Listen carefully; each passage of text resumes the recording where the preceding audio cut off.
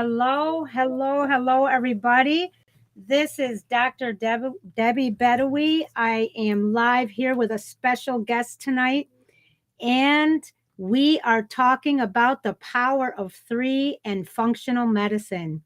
So, first, let me just tell you just a little bit about the power of three, which is a comprehensive integrated approach to optimal healing, health, and wellness. We take an applied approach using Ayurveda medicine, one light healing touch, healing medicine, energy medicine, and herbal medicine.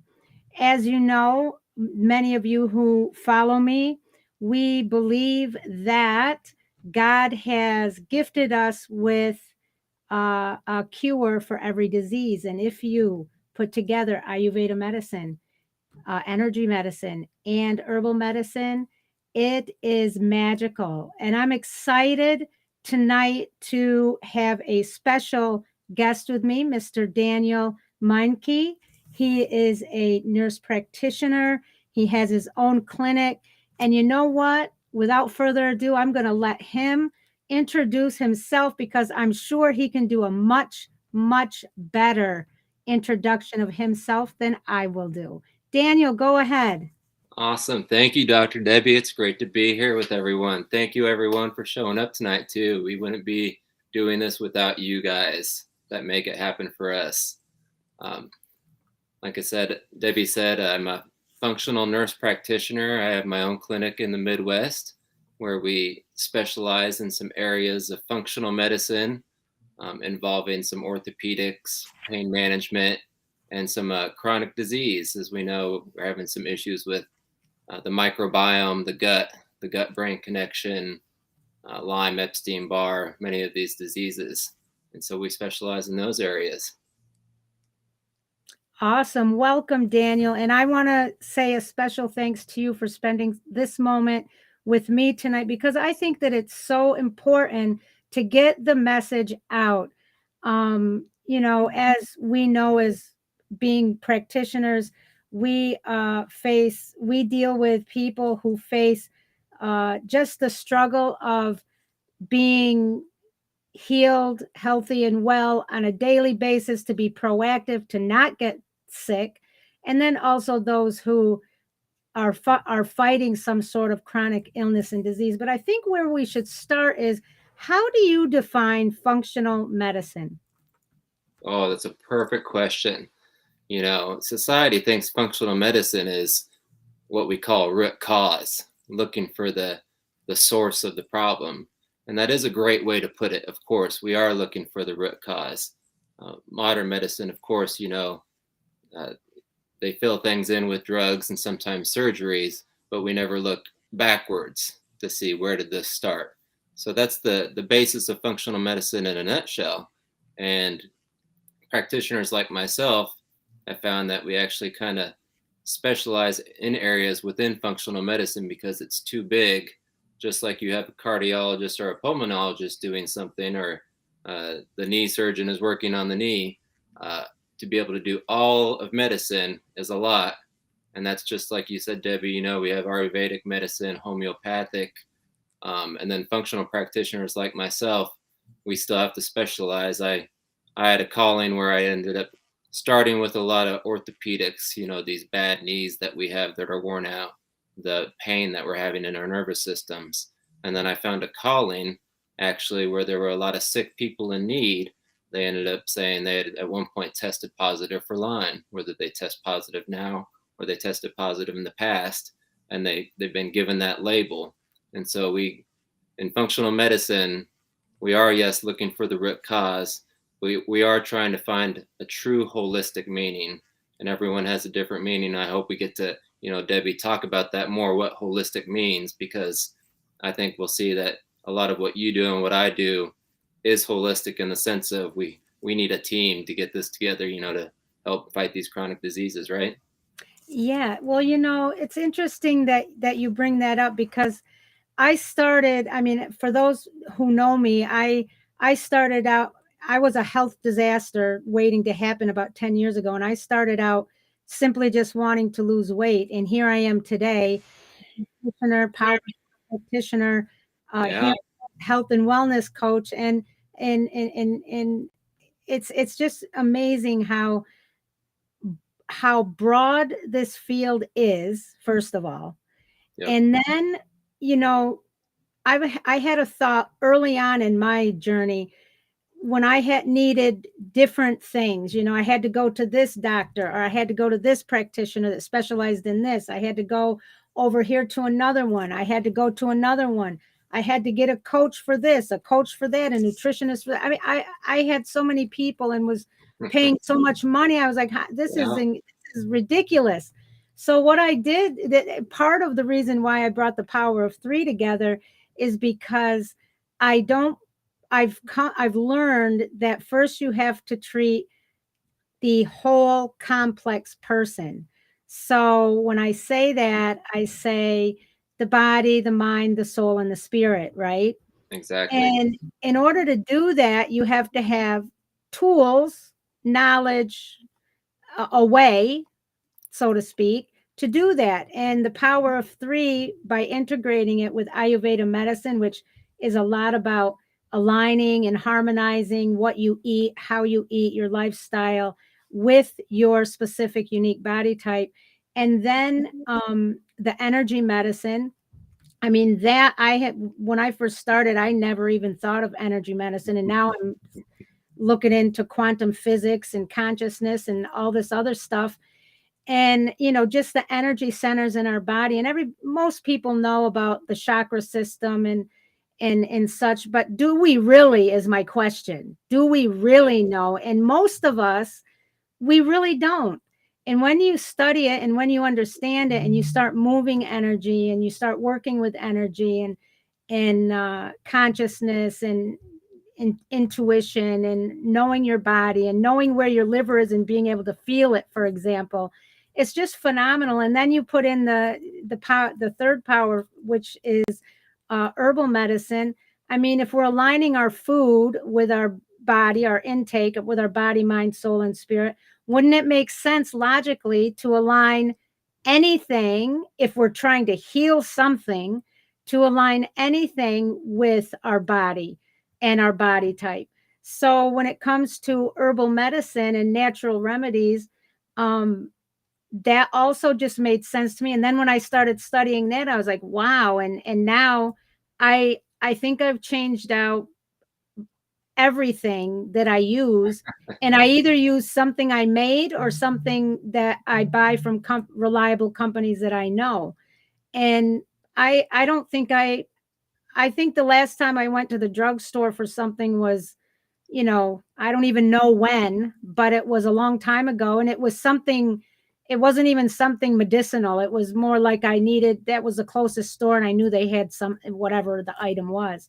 Yeah. So, you know, when you talk about functional medicine and bringing things together and going to the heart of the matter, yes, that's important, but also what else is involved is really something that I think is very underspoken about today and in modern medicine. And let's be real about it. You know, and I am not against modern medicine. Modern medicine is phenomenal for trauma.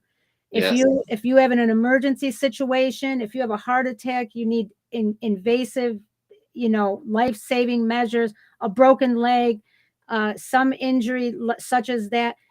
Modern medicine is phenomenal, but we know by looking at the numbers of chronic illness and disease, and I'm talking specifically about, you know, the gut issues, the autoimmune diseases and illnesses and problems, you know, cancer, diabetes, heart disease, all of those diseases, they're related. I've come to learn that they are related to what we put in our bodies and how we live. And if we can just, I learned that if we can just understand that basic concept and then be in search of truth, all humanity would be in such a much better place.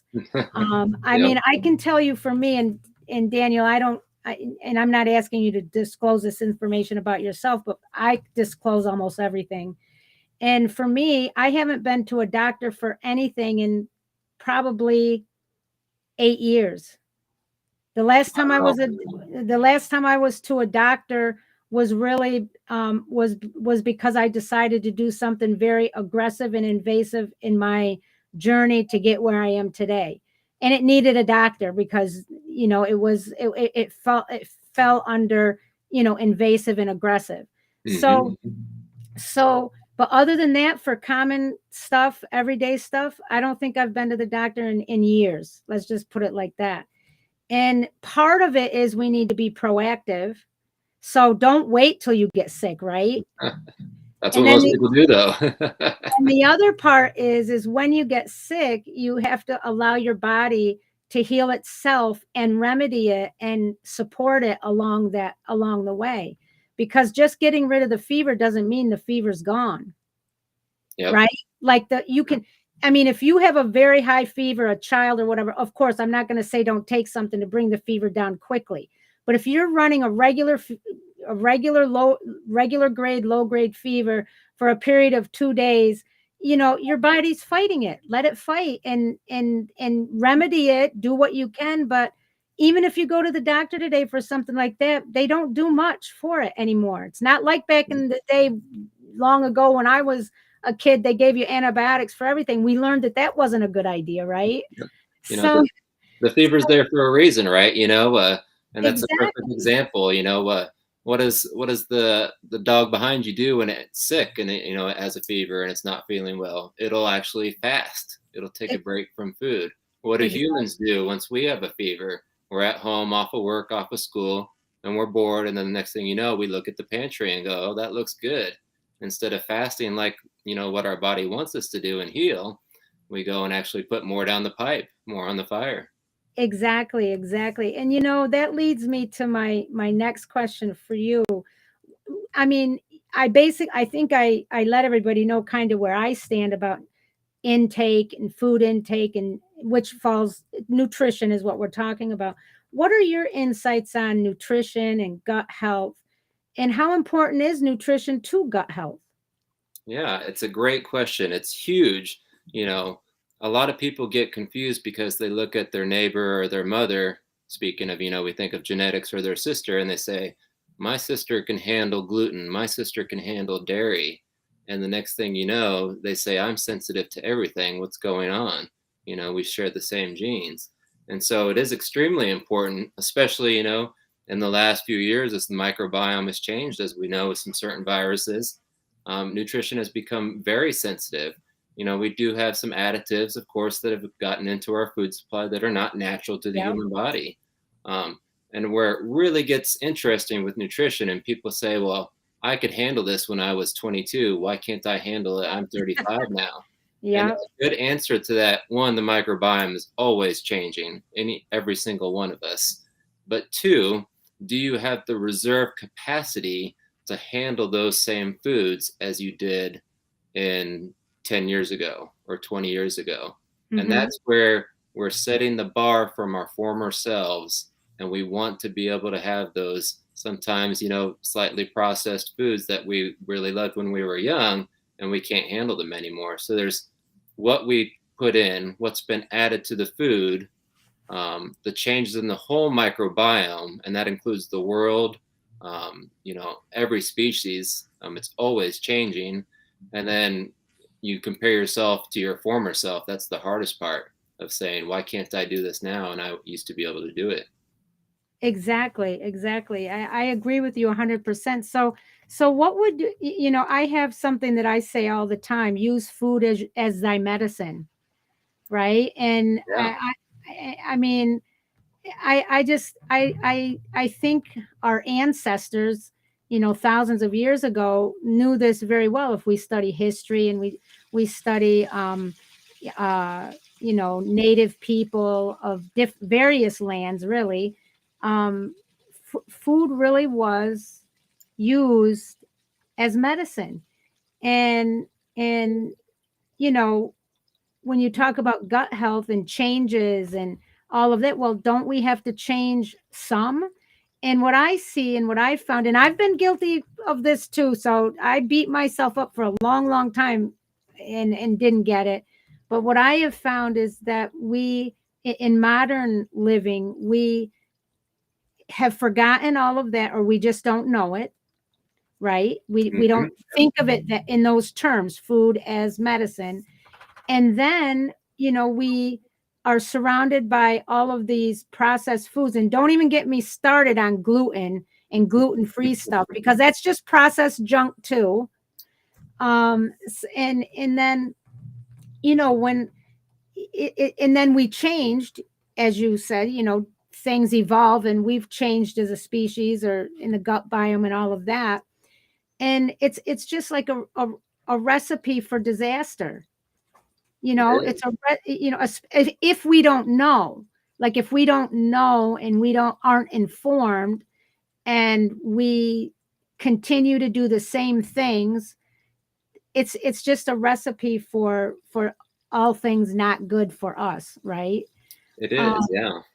and so now that we're talking about food and nutrition and gut health, what do you think that how do you think that plays in to the immune system and immunity and immune diseases and all of that? Yeah. Well, we know most of our immune system is within the gut, in all these organs that are down here in our abdomen. Um, and a lot of it comes into play with the immune system, like we had mentioned earlier, where if you could handle something when you were 18, maybe it was gluten or sugar or some kind of processed food that you can't handle now. That is the microbiome in your gut saying no more. They're mad. They don't want that, and that'll come out in the immune system. A great place, for example, is your skin. Everyone wants to treat the skin, the eczema from the outside, and generally most skin issues are coming from the inside, from the immune system, from the gut being mad. All Mm-hmm. these eczema patients say, well, I cut out gluten for a day. And the trick is gluten, allergens can stay inside us for days, weeks at a time. I've heard of even up to months maybe. And so people say, well, I skipped it for 2 meals and I didn't notice a difference. And so they are involved in the immune system, because think of it this way, all these little microbiome things that we see in our kitchen, when the food goes moldy on the counter, right? And the fruit goes bad, or hopefully, for instance, if you have gluten, for instance, if your bread can go bad, that means the mold on the counter likes it. And I tell people, all my patients, this: if the bugs on your counter like it and it can go moldy, the bugs in you might like it. Whereas if you have bread in the house and it doesn't go moldy after 4 weeks, nothing wants to eat it in the environment. Why would all these trillions of bugs in you want to eat it?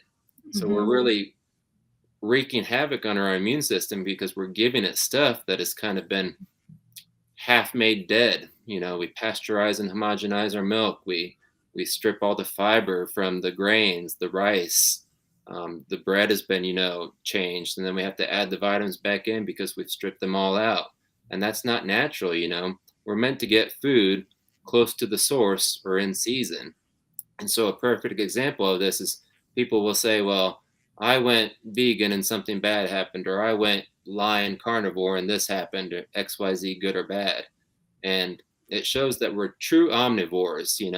Eskimos can handle eating fish and moose all year long, and somebody at the equator can handle eating fruit all year long. Well, here we are, in a latitude of the US, a lot of us that were a bit higher, and we're eating fruit out of season.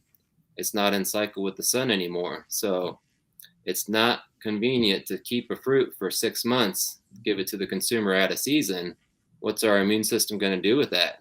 The bugs have been sitting there in cold storage for 6 months. They don't know what's going on. Everything's out of cycle. And so our immune system's completely getting out of cycle, right? Right. Well, yeah, and it's interesting. And a question that just popped into my head was, if that's the case, right, which we all know that it is, then why is it surprising that we can't find balance, harmony, and equilibrium in our system, whatever system in our anatomy and physiology? Like, it shouldn't be surprising. And that leads me to my next question, which is, some of us just don't know. And that's part of why I started this live stream, right? Yeah. And the work that I do. But some of us do know, and we continue to do the same things expecting different results. Why do you think, or what do you think keeps people from change? Oh, beautiful question. Thank you for this, Debbie. So, the perfect example of an extreme change, and we go, how did this person do it? What flipped the switch? The motivational speakers, the Tony Robbins will say, well, it's pain and pleasure. The pain of doing it is greater than the pleasure of making the change, to be healthier. But deep down, you want to get down to our core body, mind, soul, heart. You're asking somebody something they've done for many decades sometimes to make a change in their core. That core is their identity. Perfect example is a smoker. Sometimes people will stop cold turkey on smoking. Basically, what they did is they said, I'm not going to identify as a smoker. I will be a non-smoker. And to do that, changing their identity also means they're leaving their tribe. We are tribal people. We are within our groups, our families, our friends, our circle of people. And that smoker now has to say, I'm going to be a part of a different tribe. And what if they don't accept me? And that's where we get really scared to say, am I going to be alone? Am I going to be without my tribe? Am I going to have an identity that no one wants, to join me? And that's where change gets really scary because we get pushback from our family and friends when we say, I'm going to try this new food thing, and to them, they're not doing it yet. So they say, why would you do that? I love my XYZ. I love my donuts. I couldn't survive without my coffee in the morning, right? Is what they'll say. Are you sure you want to do that? They're kind of trying to pressure you to stay in the tribe and then keep your identity in line with theirs when you're trying to raise up another level. And so I think that's where change gets to be the hardest, because our identity is part of our subconscious, and our subconscious was made, when we were born, or maybe even, in the womb to early childhood, we've been trained a certain way. And so our mind is running that way in our subconscious day to day. We think we make all our decisions, right? I'm going to pick this cup of coffee, or I'm going to eat this for lunch. And deep down, 95% of what we choose in the day is our subconscious, even though we thought it was our conscious choice. And so to change us as identity is trying to change the subconscious. And that's so hard for some people to do because it's been ingrained for so many decades. Yeah, you know what? I really agree with everything you said, and something that I want to kind of focus on for a moment is this idea of fear, because really what we're talking about is fear. And fear is something that is difficult for anybody to overcome. If you fear something, it's challenging your essence. It's challenging something in you. If not your core essence, it's challenging your thought processes, what you believe, your belief systems. I'll give you an example. Oh, and then before I give you my example, and then on top of that, we have all of the beliefs that we have come to believe because we were told that it's always been that way or whatever, right? So I'll give you an example. As you know, I'm head of school at a small private school here in Pennsylvania. And this year, I kind of held back with my teachers a little bit on the healing, health, and wellness, because I never want them to feel pressured like I'm trying to do business off of them or whatever. So I kind of held back. Well, this year when I started in our training at the beginning of the year, I said, listen, I'm telling you, I'm not trying to make business off of you, but I'm not holding back because this is good for you. So I'm going to share stuff with you. If you want it, great. Like if you want to try, if you want to ask me questions, that's great. If you don't, that's okay too. No problem. So I started, and as you know, I think as well, because I forgot to tell how we know each other. Daniel and I took a class, an energy medicine class with Penny Levin and her husband, Ron Levin, who are known in the circuit, studies and and they did they've done various documentaries where Ron's work has been highlighted, studied, researched, etc. And that's how I met Daniel. So Daniel, through our time together, I think is when, at the beginning, I think is when I decided to go wheat and grain free. Okay. And when I started the school year this year with my teachers, I said, okay, I'm starting a group. Who wants to do it just 8 weeks? If you want to go further, that's fine. 8 weeks with me, wheat and grain free. The first response unanimously, almost across the board, well, what are we going to eat? Exactly. Now, I said, because I know them all very well, I have very good relationships with all of my teachers and all of my staff. And I looked and I said, have you been to a supermarket lately? Stick to the side where the vegetables and the fruits are first. That's the first place to start. and I chuckled because I was harassing them in a joking way. But the group is now 10 people strong. Wow. Nobody stopped after the 8 weeks. And everybody across the board has mentioned things like, I have more energy. I'm not moody and down all the time. I don't feel bloated. My skin is amazing. Just the list could keep going on and on. And this is what happened with me when I started my journey. And I wasn't wheat and grain free at that time. But when I started and I changed my whole intake, because I was only trying to lose weight at that time. I was always known, because my personality is this way, I was always known to be a go-getter, fast acting, fast thinker, fast everything, fast. If there was a problem, I was on it. I could be a little bit loud, a little bit abrasive at times. And, I was not ever known as glowing, ever. Like, I wasn't known as dark, but I wasn't known as glowing. I was always serious and press forward and whatever. And when I came back after being gone for a period of time, to a group of people that I hadn't seen for a while, and almost everybody asked me at a different time, what are you doing? You're glowing. Like, you're really glowing. Like, you look great. And as soon as somebody said that to me, I was like, wow, this really is different, because nobody in my entire life has ever described me as glowing. and when I started out because I didn't feel well. That's why I started out. Good for you. And at that point I was willing to do anything. But imagine if I'd started out 20 years before that. But 20 years before that, I was like, oh, I'm fine. Oh, I'm good. No problem. I don't need all that. And, it's fine. And that's just, whatever. It's just a bunch of hogwash over there. Just, people talking. And I went on just my normal self. Never figured out why I couldn't really lose weight after I turned about 40.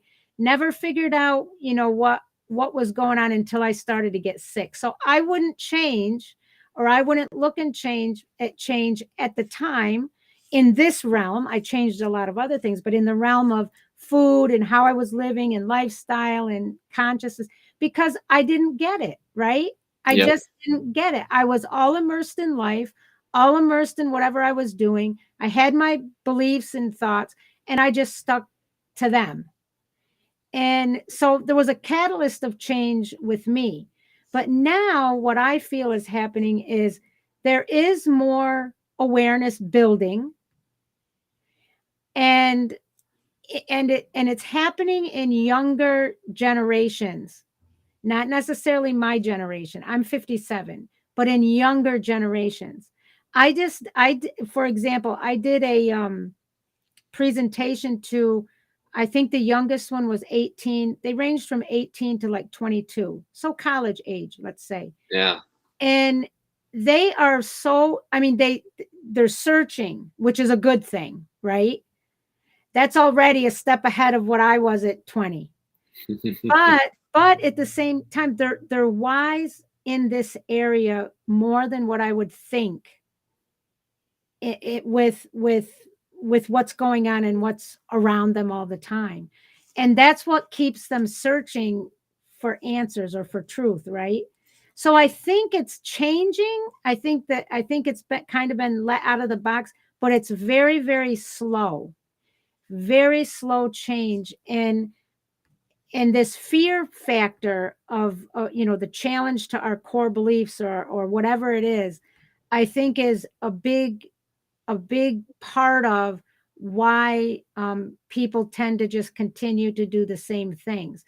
And my message is always, let's just conquer the fear together, right? People also think they have to be alone. They have to do everything alone. And you said it very, very well. We're tribal people. Mm-hmm. We weren't meant to be in isolation alone. Yeah. And that goes back to being connected with ourselves, being connected with others, and being connected with the universe as a whole. And that leads me to my next question, which is about energy medicine. And this area in particular, I believe, and please disagree with me if and challenge me if you don't agree, but I think in this area in particular, this is now the area that people really don't know. It's something that's really new. And because you can't necessarily, although quantum physics has done some of this, you can't necessarily on every aspect of energy medicine and working with energy, put your finger on and have a picture of and say, have a solid representation of something. There are things that are unexplainable. We know this. And that feeds doubt to what used to be the case for meditation, for example. Yep. Where people thought, oh, meditation, that's just back in the day. Now I'm going back before your time. Back in the day of the hippies and oh, they're just tree huggers, they're just out there in their own little world, and they'll come back someday. They weren't taken necessarily seriously by the general populace. And then meditation was looked at as something fluky and weird and strange. And, I don't know, you had to be special, into something special to even begin to understand it. And that's just in energy medicine. That's kind of maybe a little bit of where we're at, because it's not new, but it's new to a lot of people. So with what our work that we have done together, what do you think the impact of energy medicine has on your work or my work, or just healing, health, and wellness overall? How important is it, or what impacts have you seen with the work that you do with clients you have? Thanks for asking that, Debbie. So there's a couple areas I'll hit on when it comes to energy medicine. Like you said, we're very resistant in it. Everyone loves to go and get a massage from the masseuse with their hands on them, and there's a transfer of energy, and they know they feel good after. But no one would dare go to what they call, a Reiki practitioner, and the hands are off, and they go, well, this is woo woo. They didn't touch me. I can't understand this. And like you said, it's a slow change, but it's everywhere around us when we look, and we've done it our whole lives when we look. So the perfect example is, we can get into a little bit of spiritualism or religion, but honestly, we don't even need the religion side, just the intent of our thought and our connection with the universe, God, call it what we want. Perfect example is we say prayer works. We know prayer works. The scientific studies have supported it time and time again. We don't know how, we don't know why, and you sure don't need to be in the same room to have prayer help. You could be across the world. That's the perfect example of what energy medicine is. It's something that can transcend across space, across miles, across oceans, and we've all done it. We've all wished for something when we were young, everything that becomes something in this world started out as a thought, right? There wasn't much here before us besides, the trees and the water and things like that. If there was a building, someone had to think of that. That was Yeah. their intention, their manifestation, their motivation, their prayer to make something happen. And they put that energy out there until it connected with them. So it's huge for the patient. We look at cancers that change, and no one can describe why. Well, a lot of times, of course, they have a great spouse, but it's their belief system, their mindset of that they're not going to let this cancer take them down, and they will find a way. And that's the healer within that we don't talk about, whether we call it from the heart or from the mind or from the soul altogether.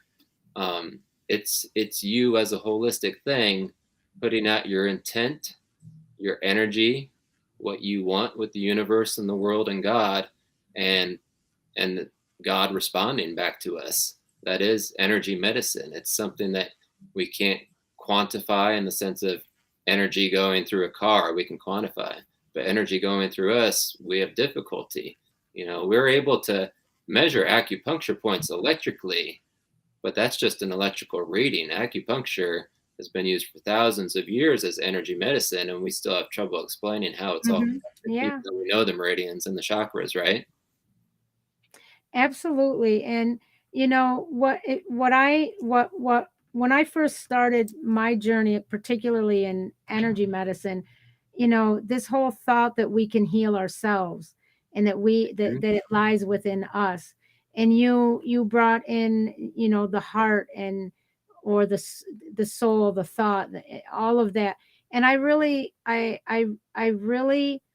um don't I really don't know specifically what the reasoning is behind this, because I think there's maybe a lot of reasons, but one big reason I think that people are challenged to even consider such a realm, or they consider energy medicine as woo woo and all of that, is I go back to the disconnect. If you're disconnected from your heart and you can't connect there, then everything else is slanted some way, right? It I is. mean, and I'm going to even go further and say, if you look at all of the mental health, emotional health issues that are climbing and rising, it not only in the Western world, but across the world, but especially in the Western world. If we look at that and we look at those numbers, we have to ask, why, at minimum. And if we're out of alignment, not only with how we eat and how we live and what we put in our bodies as far as medicine, etc., then if we also are out of alignment with our own energy and the energy of the universe, it's like we're at war. This is seriously how I think of it. It's like we're at war with ourselves, in Yep. a war that we're not going to win, because the human body was designed to heal itself and was designed to function in a certain way, or certain ways, depending on what system you're talking about within the human body. And if we mess it up, it cannot do that, right? Yeah, it's And not so, running prime. Yeah, exactly. So, the wrong it, things in. exactly. And now that quantum physics has verified that human beings are 99.999 forever nines% energy, how can we just ignore that? Like, how? I'm if anybody doesn't get anything else out of this whole live stream tonight, my question is, if that's the case, and go look up my facts, everybody, go look up what I say. I don't say anything, about numbers unless it's verified someplace. So if we're 99.99 forever nines energy, then why is it that we ignore this part of ourselves? And and think it's woo woo or whatever we want to say, right? I know, and you can share your experiences as well, Daniel. I know that when I work with clients, if I do energy work on them, which I do regularly in my services to my clients, if I do energy work on them, I have never had it, not one time, not one single time have I had somebody say they felt worse after. They always say, oh my God, I feel so much better. Yep. So I'm saying, wake up, everybody. Come on, come on, get with the program. Don't torture yourself, right? But I don't know. Have you had similar experiences with clients that you've used energy work with and had similar results? Yeah, we talk about, why are we so scared to get into this? We call this out there because it's new and it's not what our parents or our grandparents were telling us about, for instance. But the ironic thing is our grandparents were also, taking dandelion leaves from outside and putting them in their salads. Yep. Or maybe, you could touch on this, like Ayurvedic, right? A lot of places in the world would differ from America, where we say garlic and onion is all about taste, but in a lot of cultures, correct me, Debbie, isn't garlic and onion more of a medicine than a food? Absolutely. Absolutely. Yep. Yeah. And so I think when it comes down to why we're so scared is because we're just not quite listening to our heart right now. Absolutely. Very well said. Very well said. And you led me right into my next question. And it's centered around chronic illness and disease. I want to revisit that just for a minute. And we're talking about functional medicine, and I've talked about the power of three, and we've mentioned various types of alternative ways to practice. Chinese medicine being one, which can include acupuncture. Um, do you think that it's possible to reverse common chronic illness and disease? If somebody comes and they're sick already, do you believe that it can be reversed? Can and possible, opens up the opportunity. Of course, we don't want to guarantee and say, my method is going to cure you. That's where Of people course. get into the side of, well, he said this and she said that as a provider, but can it be done? We've seen it many times. A perfect example is people with some, what we call blood sugar issues that we know about in the modern world. My favorite case, or two of them, I'll share here. One was a bright young man in his mid 60s, and he changed his diet, had been on insulin, high amounts for 40 years, had no feeling in any of his feet. But when he lost 55 pounds in about a year's time, all of a sudden his feet started hurting. Modern medicine says nerves cannot usually come back after about that 12, 18, 24 Yep. months. Your nerves won't come back. They tell Yep. the stroke victims that. They tell the pain patients that your nerves can't regenerate. And here's a man that had been on insulin for 40 years and not felt his feet. And all of a sudden, his nerves started working. They were getting nutrients. Or even another great quick example is a bright young lady in her young 30s was also insulin dependent, had never tried to control her blood sugars except for maybe a random shot of insulin due to her circumstances in life. She just didn't have access to ways to control it. But when she got in a system where she could control her mindset, she said, I'm going to walk after every meal. And she went from having blood sugars that were near coma worrisome. They wouldn't register on the meter, and our meters would go up to 600. So what's the blood sugar if it's over 600? Is it 650, 850? We didn't know. Within 2 days of being in a system where she had access to, the modern side of things, she had insulin when she needed it. She was already skipping insulin doses. She was a brittle blood sugar person, a brittle diabetic. And in 2 days of walking after eating, she goes, I realized I can skip insulin. I mean, how does a brittle diabetic do that? You tell me. So can it be done? In many ways it can. Exactly. And you know what? My belief is that it can. It always be? Absolutely. We can't, absolutely not, because we can't guarantee anything. And you're delving into the unknown. Nobody knows exactly where somebody is in the progression of whatever the illness and disease is. We can get close maybe to knowing the facts around it, but we can't really know. But what I do know is, even if it can't be reversed completely, the quality of life and how you live and how you feel can be significantly and dramatically changed to the better.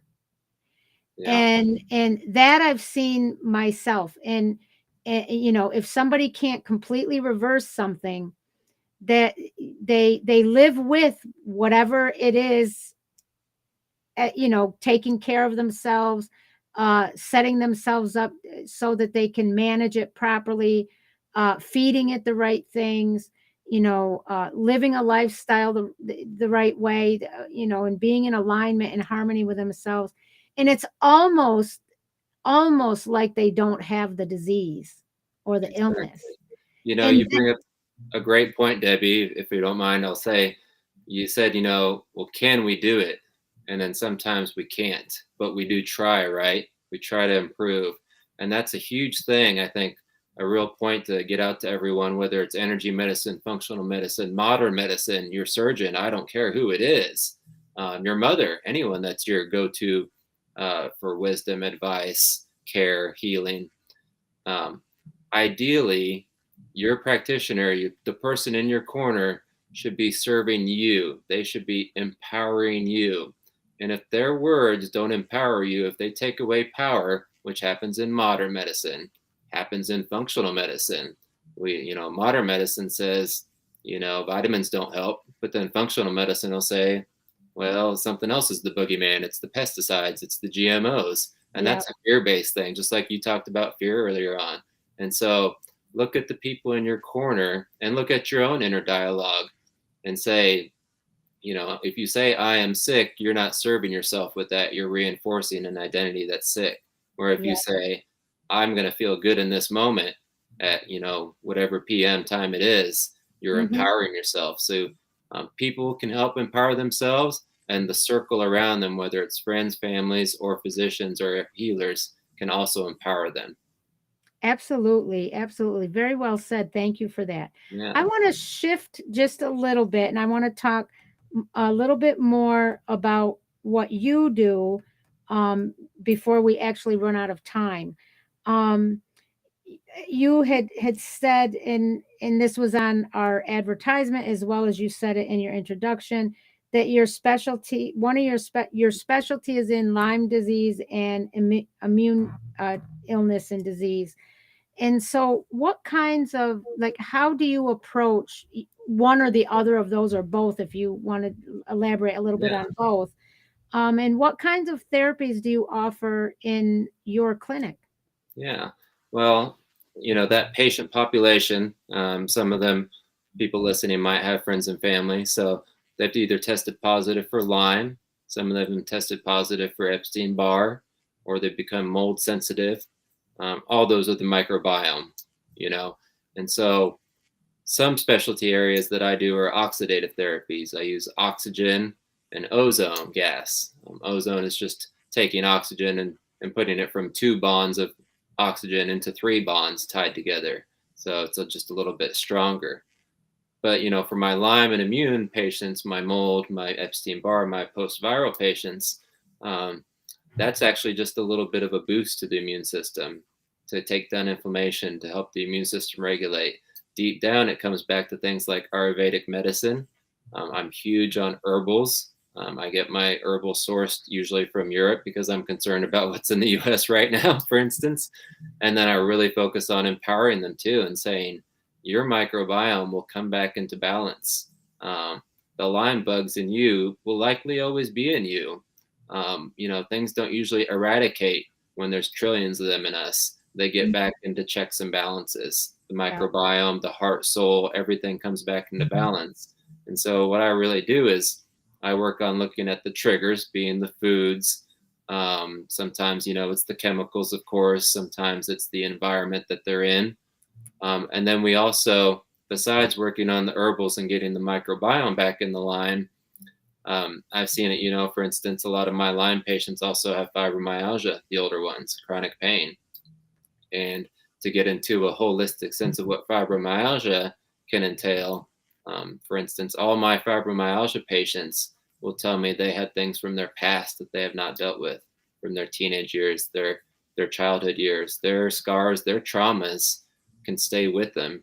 And so energy medicine, like what you do, Debbie, for instance, and even what I do in different ways in the office, is trying to let those traumas, process and make their way away from the body.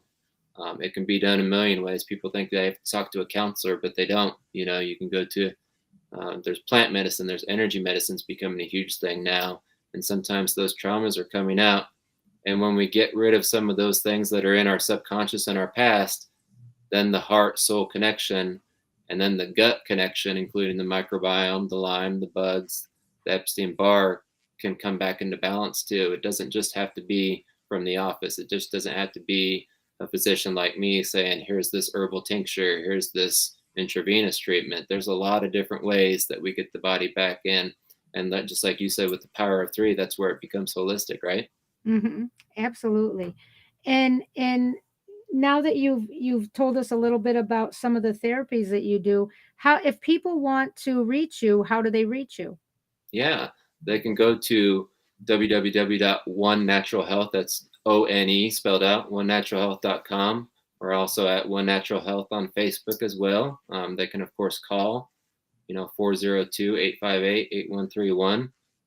But they can look me up. We actually have some great resources. If we go to www.onenaturalhealth.com/Lyme, that's LYME, there's actually a few good home therapies that get people a lot better without needing providers like myself as well. Nice. That's great. And most of the people who follow and know me, you can reach out to me. My information is everywhere. After every video, after every live stream, I have links and things in the descriptions, in the comments, so that people can reach out to me as well. So between both of us, Daniel and myself, you all would be set up really well. So, and I also want to take a moment to tell everybody to stick around until the end, because I have a special gift for everyone who attends or views this live stream, which will be posted on YouTube. But last question, Daniel, because we're running out of time. Last question. What do you believe is the future of medicine and why? Oh, that's a good, deep one. What is the future of medicine and why? According to my beliefs, though, of course. And we're all a little partial, right? And a little biased based on our own experiences. Part of what we're going to have, here we're located in the United States right now. The future of medicine, of course, we're looking at a one-payer system, and a lot of things are going to go to telehealth. It's going to be hard to imagine your doctor looking at your skin eczema through a video, but it's coming that way. We're really trying to cut back on our carbon footprints as a country, of course, and with that, we're going to lose that interaction with our providers. A lot of it, especially through the insurance system. Now, that being said, that also opens up opportunity for things like energy medicine, because energy medicine shows that we don't have to have you in the same room as a patient with your practitioner to get the results. Just like you can do something across a video with your normal doctor, or even myself, I do telehealth for a lot of my out-of-state Lyme and, Epstein-Barr patients. They get their treatment somewhere else. But energy medicine is the perfect way to also show that it's going to be done a lot more virtually, if you will, through time and space. And that's going to be the future. A lot of it's going to be working on this heart, gut, mind, soul balance. Right now, in our part of the world, we're in a little bit of discord. We have been for a few years. And until we can find that where our heart is at peace and our gut is calm and happy, we don't get those, gut feelings that we all get. Medicine's going to struggle until it starts combining that and making that holistic. What are your beliefs, Debbie? Yeah. You know, I actually agree with all of what you said, and I'll add, I believe that we're moving for common chronic illness and disease, especially, we're moving into finding solutions, and solutions meaning things that will address the whole person. And so, of course, we're talking about the mind, the body, mind, soul, and spirit. um, I think that, you know, because the results of modern medicine, or the lack of results in this area of common chronic disease and illness, I think that people are going to continue and become more vigilant at finding people who can service them in a way that gets results, number one, and number two, where there's a human approach and a human touch, so to speak, quote unquote, to it. Yep. You can be virtual, for example, and still have the human touch, because what I'm talking about is, you know, I'm available to all of my clients almost all of the time. I have a group. I have them on private messaging, and I don't use robots to answer my messages. I don't. I refuse. I refuse to do that. Now, when I get too many clients that I can't do that efficiently, then I'll have other practitioners working with me on my team, and we can still achieve that, right? Because the focus is the actual human connection with people. Um, I've designed my whole, for example, I've designed my whole service packaging and everything that I do in a way so that you're not paying by the hour, or you're not paying by the 15 minutes, or you're not paying by the session, because Beautiful. that just becomes, it becomes too much for the hardworking, common, educated, average person, even that has a decent job. It becomes too much. I mean, you're going to go once a month because you can afford to spend a couple $100, but you're not going to go 2, 3, or 4 times a month, because you're not going to spend $800 to $1,000 for your own treatment, because you just can't. You have to pay the bills, right? Exactly. So I think that we're moving toward um, uh, people becoming more aware, because they need solutions and they're tired of not having them. I think that we live in a time, and this is actually a quote from somewhere, that we live in time, the time where people are the sickest they've ever been. I can't remember where I got that from, but I know I got it from somewhere, else I wouldn't have put it in my video that I showed Hmm. tonight. It's not my words. Um, and I think that people are looking for non-drug options, because there's so many negative side effects of drugs, and things that help for a little bit, but then really it doesn't, solve the problem. And I think that, even I'll even go a step further. Okay, so you treat the symptoms, you treat the disease, you treat whatever, and then let's say the person is completely okay and completely fine. They're wonderful. But they still are facing, they feel something's missing, they're not happy, they're depressed, they're sad, they have anxiety, they're whatever the issues are, they're just down. They still feel like something's wrong. And all of those things cannot be solved with a pill. And Exactly. all of those things cannot be solved with, a 15-minute going to the doctor to have him tell you you have this, whatever it is, depression or diabetes or whatever it is. It can't be solved in 15 minutes to a half an hour of talking about symptoms like they're on a checklist, right?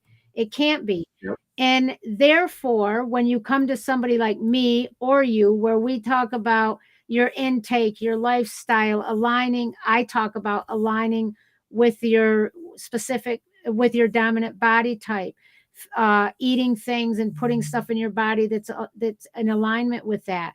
I talk about, herbal remedies and herbs and things you can put in your food when you cook. You don't even have to have a remedy. Just put it in your food when you cook it. And when we talk about energy medicine, my most of my clients are on the full package, and I meet with them once a week. They're getting an energy session Wow. basically once a week. So we're not It's life-changing. exactly. So I honestly think that's where we're headed, and I think that people are wanting this in general. Maybe not all people, but in general, because they want solutions, but they're just not quite informed enough yet or ready enough yet to go all in, so to speak. Yep. So Agreed. that's kind of where I stand on where I believe modern medicine is going. But Daniel, I really want to take a moment and say I'm so grateful that you spent this moment with me. I am going to this will be on my YouTube channel. I'm going to send you the link so that you can use it however you so please. And also for all the viewers, if there will be in the comment and description in the link on my YouTube channel, the special gift you get. I am offering anybody who joined this live stream and who is watching it even in video format from now until end of day Tuesday, that you could get the VIP membership, which is normally $300 a month. You can get it for $100. So you can have your own practitioner, your own healing, health, and wellness practitioner and life coach for that, because I'm on a mission and my mission includes you. So Daniel, thank you so much for joining us.